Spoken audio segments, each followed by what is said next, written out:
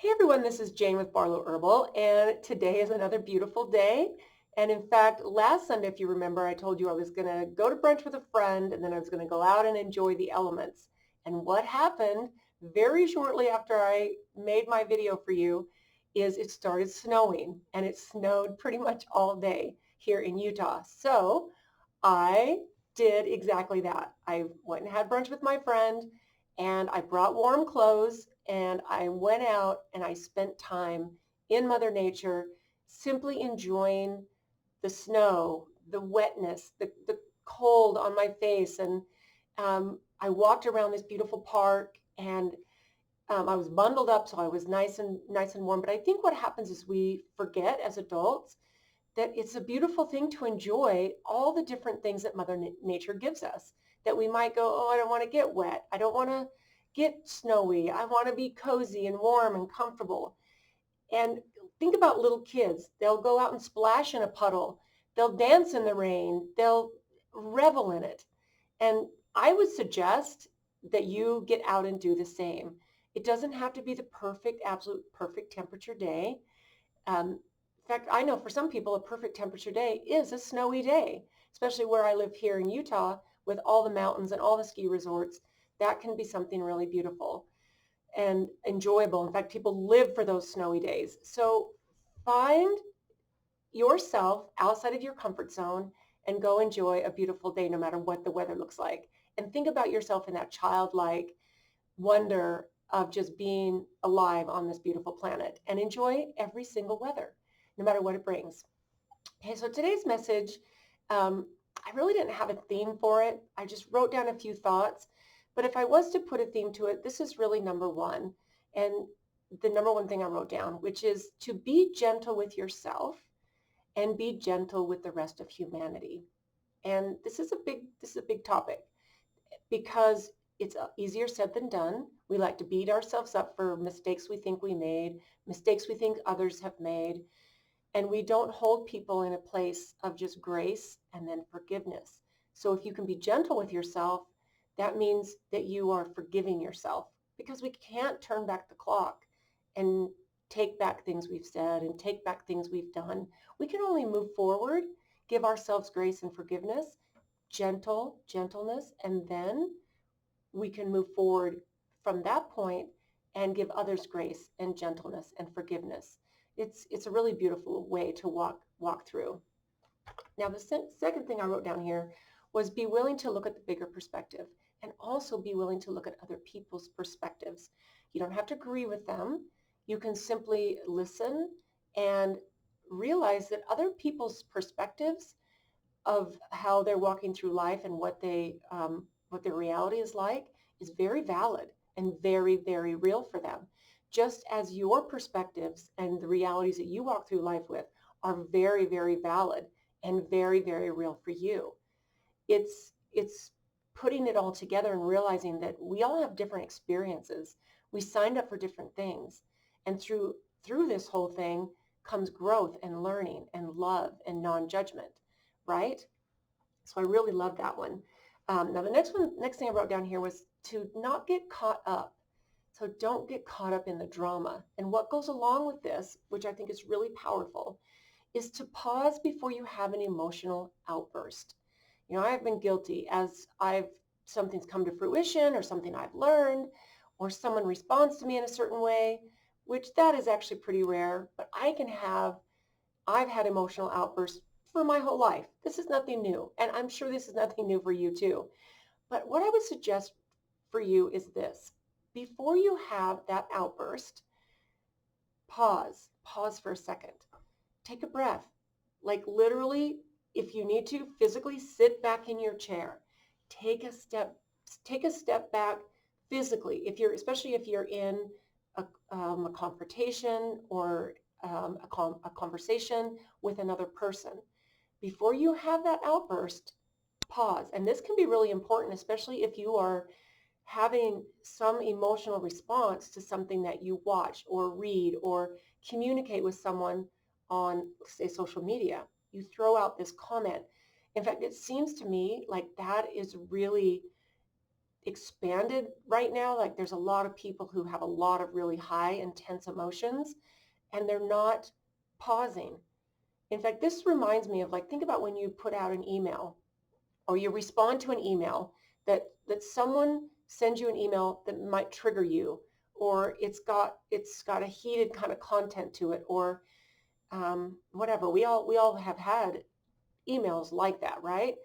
And I've learned, luckily I learned this a long, long time ago. What I will do is because you have to respond. You have to respond. You can't sleep until you respond, right? So what I'll do is I will respond. I'll typically respond on a separate, like a Word document. I won't respond on the email because I don't want it to accidentally send. I will get it out. I will get it put a Word document, and I will write it out. And then I'll come back the next day and I'll look at it. And if I'm still feeling those heated emotions, and it might bring it up, especially as I'm reading my response, and then what I've typically done is then I will change it a little bit. I will tweak it a little bit if I feel like, it needs to be added to. But when I do this, a couple things. First of all, I can sleep because I've gotten it off my chest. But I didn't get it off my chest where I hurt anybody, or I responded rationally, or I responded irrationally, or just quickly when that heat of emotion was right there. And then the second thing is that I have the opportunity to flip it and actually think, what was the intent, and how would I want someone to respond to me if this was my perception, whatever that may be. Besides that, we can't tell by reading an email, reading a text, looking at a comment, what the emotion was, or the inflection in a person's voice. We don't know that. We don't know. That's why sometimes if I get a text from somebody and it feels short and curt, like, sometimes my response is like, "Oh, that's so rude." But they probably didn't even mean it rude. So we take things out of context. So before you so quickly have an emotional outburst on anything, take a step back, pause for a minute, get out of your house and go for a walk around the block, go for a drive. I've done that. I've walked around the block. I've gone for a drive. And really give yourself a chance to process it and calm down. And one of the things that I have too, and I guess I'm expanding on this because I think this is really important in the emotionally charged climate that we're in right now. One of the things that I've had for probably 7 or 8 years now is what I call a rage journal. And this has given me the ability to literally get these childish, emotional outburst, temper tantrum type of emotions out into writing, and it releases them. It releases that energy. It's like when you take a piece of sage and you light it and you smudge it and you basically clear the emotions out of a room. Sometimes it can be just like that, where you actually literally get to get them off your chest. You get to get them out. And then what I do is the rage journal that I have, it has the perforated paper, so I don't keep it. I don't go back and look at all these ugly emotions that I just got out. I take it and I shred it. Now, I will tell you, sometimes what I'll do is I will go back and read it the next day or a couple days later, and it will validate me. It'll just validate my feelings. But then I didn't have to have things out there that I would regret. And I would say, if you can, even put a simple step in place as far as a pause, it's going to serve you and the energy that you put out to the highest level. And you'll be extremely grateful that you have this tool. So maybe I'll call this pause before an emotional outburst, because this to me seems like such an important thing, especially in the highly charged emotional climate that we're in right now. And it's not just in a household, in a community, in a city, in a state. It's in a completely global collective. There's a lot of stuff happening that brings highly charged emotions. And I think before we put that out there, we take a moment. Just take a moment and really think, is this going to serve me? Have a journal handy. It will serve you well. Um, this one I really truly love. So be the change. So don't wait for the world to change. The world's not going to change. You are the one who has to change. It's all here. And this can go along with perspective. If you change your perspective, then the world changes. If you vote with the way you spend your money, like you want a certain store to do something, or maybe they have rude customer service. I don't know. Um, you have the choice to go in there and shop. If you don't like their customer service, you want them to change something for you. That's not the way to go about creating change. You either create change here, or you're angry all the time at others that won't change. This can go along with your opinion on something and your perspective of what's happening. For you to be angry at someone and want to shake them and force them to change, how about if you be the change? You show what calmness, gentleness, forgiveness. You show, like what I like to do is I like to show that I am so confident in my perspective that I'm just going to live and breathe that. So that's what we get to do. We get to show, here's how confident I am in my perspective. And I am just going to live my life. I'm not going to shake you. I'm not going to have an emotional outburst at you.